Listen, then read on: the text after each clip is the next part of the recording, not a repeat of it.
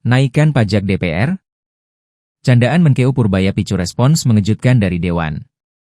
Menteri Keuangan Purbaya Yuda Sadewa berkelakar akan menaikkan pajak anggota DPR. Hal ini disampaikan Purbaya saat menggelar rapat kerja dengan Komisi 11 DPR RI, Kamis, 27 November 2025. Purbaya awalnya mengakui jika dirinya banyak diprotes sejumlah pihak karena setoran pajak tahun ini merosot. Ia menyebut, untuk menggenjot pemasukan pajak dirinya tak bisa semena-mena mengambil kebijakan. Pasalnya, hal itu ditakutkan bisa membebani masyarakat.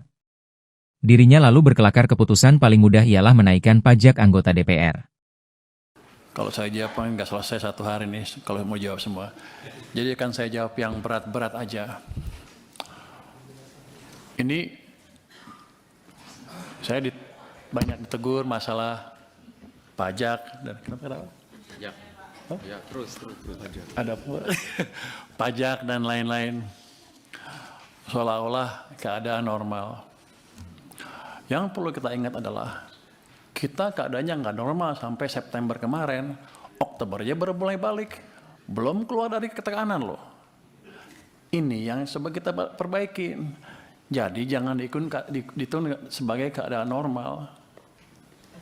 Tapi ketika ekonomi sedang melambat, dan ini banyak, saya baru tahu di sini banyak ahli ekonomi, mantap diskusinya nih pasti nih. Muridnya beliau dari PKS, Temennya. kenapa lu lulusin? Kenapa lulusin? Bagus itu. Saya mau tekan dia Kalau di ITB nggak lulus katanya. Saya Pak Aristur ini konseptual sekali. Cuman keadaan yang mesti kita lihat adalah saya bisa aja naikin tarif di sana sini, tapi hasilnya pasti lebih jelek daripada yang sebelumnya. Kenapa? Waktu ekonomi lagi jatuh. Ya sebagai ini saya bilang kalau kita kan tahu Pak, kebijakan kontrasiklikal. Kalau lagi jatuh kita bebanin lagi, akan lebih jatuh lagi. Harusnya malah kita ngasih stimulus besar-besaran. Ini kan kita cukup taktis di sini ya, di Kementerian Keuangan cukup mirip karena nih senior Anda nih pelitnya minta ampun.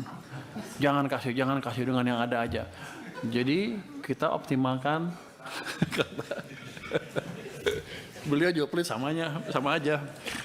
Jadi kita optimalkan yang ada.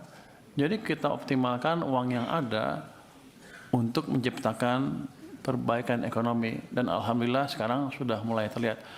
Tapi bukan berarti keadaan sudah normal. Jadi kalau Anda tanya, kenapa pajak Anda turun segitu banyak? Ya waktu itu lagi susah.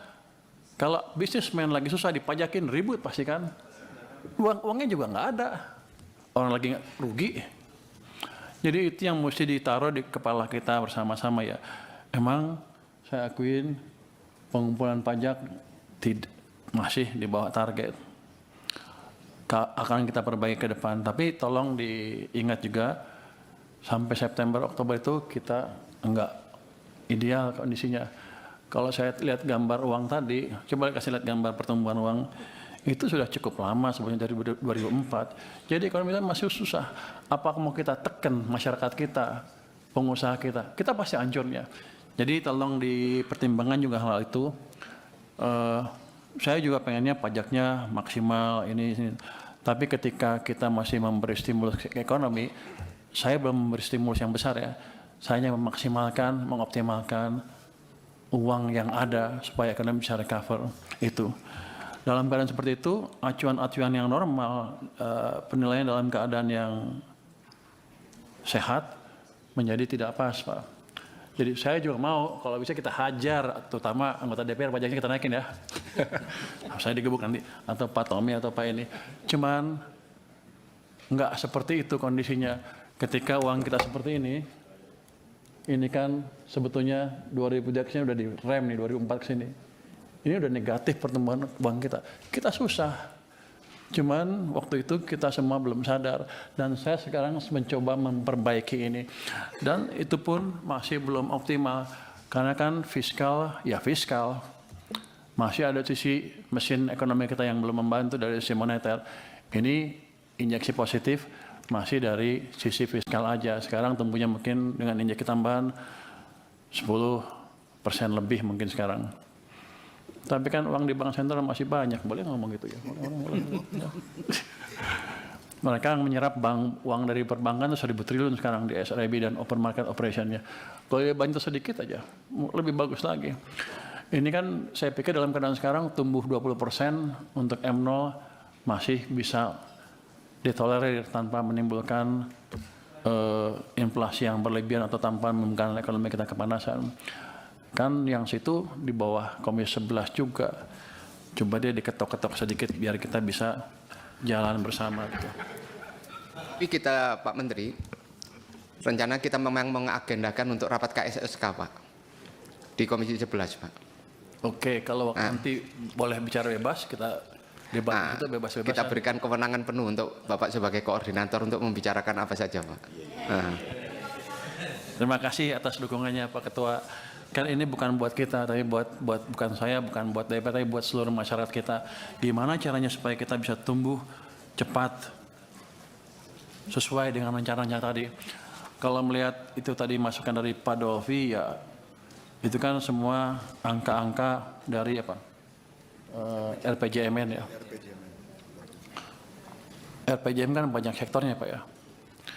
Bapak nanya ke saya itu, saya nggak tahu, saya boleh nggak masuk ke sektor-sektor itu, karena setiap saya masuk ke sana orang bilang Anda masukin urusan kementerian yang lain, ya bukan urusan saya emang, tapi kita akan coba diskusikan sana supaya itu Pak Ketua, boleh jalan merespon semua. Pak Ketua? Boleh. Cuma gini, Silakan Pak Dolvi. saya terus Pak. Problem-problem itu menjadi keluar ketika pertumbuhan kita lambat di bawah targetnya.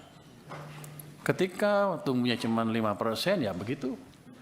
Manufacturing sektor yang nggak tumbuh, ya tumbuhnya pelan lah. Yang lain juga sama, termasuk penciptaan lapangan kerja, termasuk juga